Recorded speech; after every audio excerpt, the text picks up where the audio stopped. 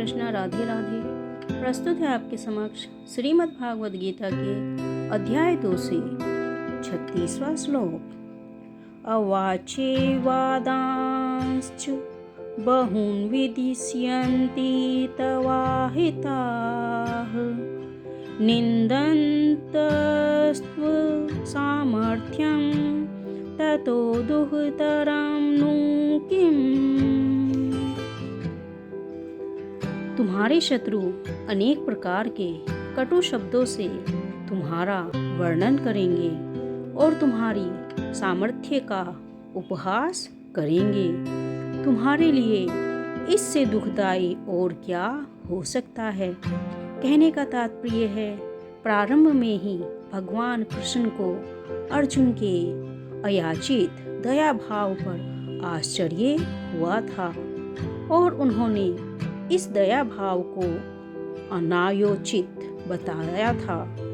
अब उन्होंने विस्तार से अर्जुन के तथाकथित दया भाव के विरुद्ध कहे गए अपने वचनों को सिद्ध कर दिया। यहाँ पर भगवान कृष्ण अर्जुन को कहना चाहते हैं कि तुम्हारे अंदर जो दया भाव है उसे देखकर मुझे आश्चर्य हो रहा है, क्योंकि यह दया भाव जो तुम्हारे अंदर है यह उचित नहीं है। इसी प्रकार से अर्जुन को उनके दया भाव के बारे में श्री कृष्ण ने बताया, क्योंकि यह जो उनके अंदर दया भाव है वह उनके कार्य क्षेत्र के विरुद्ध है।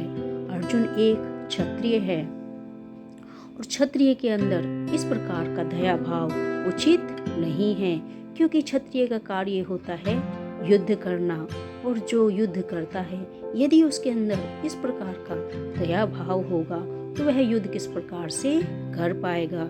इसीलिए श्री कृष्ण अर्जुन के अंदर के दया भाव को देखकर आश्चर्यचकित हुए।